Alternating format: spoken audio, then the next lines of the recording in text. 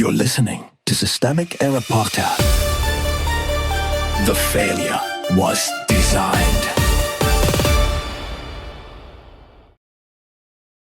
New video exposes profanity-laced tirade in hyper-MAGA nonprofit, based on an article by Adam Lynch.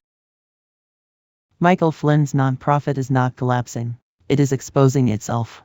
The power structure. America's future is not some neutral civic outfit caught in a personal squabble. It is Michael Flynn's nonprofit, run through Flynn family influence, with Flynn's sister paid $173,000 as executive director and Flynn himself at the center of the operation. That is the institutional fact that matters.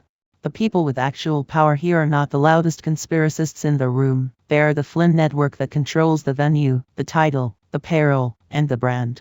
The reported blowup in Venice, Florida, matters because it shows how thin the organization's legitimacy really is. Once the personalities start clawing at each other, the whole operation reads less like a public interest nonprofit than a private political fiefdom with a charitable label slapped on top. What happened? According to the reporting, conspiracy promoter Liz Crokin was involved in a drunken confrontation with Flynn family members Edward and Kristen Hall after tensions inside the orbit of America's future had already been building. The board of Flynn's anti-child trafficking initiative had recently seen Crokin and other conspiracy figures quit. Then came the insult fest, including racist and ableist slurs, and the public unraveling that followed. That is the context. Not mystery, not complexity, not an unfortunate misunderstanding. A movement built on paranoia, grievance, and loyalty tests predictably turned inward and started eating its own. The misdirection. The weakest part of the story is not the reporting. It is the ecosystem that tries to dress this up as interpersonal chaos. Drunk night between grown adults is a convenient phrase because it converts organizational decay into a social mishap. That framing softens responsibility. It suggests a bad evening instead of a rotten structure. But the harm here is not alcohol alone, and it is not just rude language in a living room.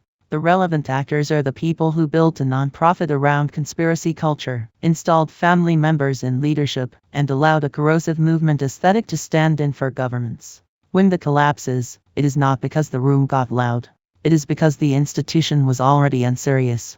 Flynn's brand of decay. Flynn has spent years trading on anti-establishment rhetoric while building an establishment of his own, opaque, familial, and protected by conservative branding. His anti-child trafficking initiative is especially revealing. In this world, protect the children is not a policy commitment. It is a moral costume for conspiracists who use fear as currency. The source also notes that one former employee, Linz Piper Loomis, resigned after nearly 3 hours of verbal attacks from Kristen Hall and said she was disappointed Flynn did not protect her from his family. That is not a one-off personnel dispute. It is what happens when leadership treats intimidation as manageable background noise.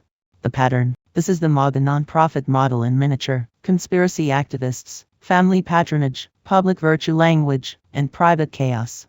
The people who shout most loudly about corruption routinely build the most degraded internal structures. They denounce institutions while using institutions as shields for personal power. The political meaning is simple. This is not a movement disciplined by principle and occasionally derailed by bad actors. It is a movement organized around bad actors, with principle supplied after the fact as marketing copy. America's future is showing what happens when that model hits the wall. The labels stay polished, the people stay vicious, and the organization reveals itself as exactly what it is. You've been listening to Systemic Error. Thanks to Alternet for today's article. With the automated voice of Sam, thanks for listening.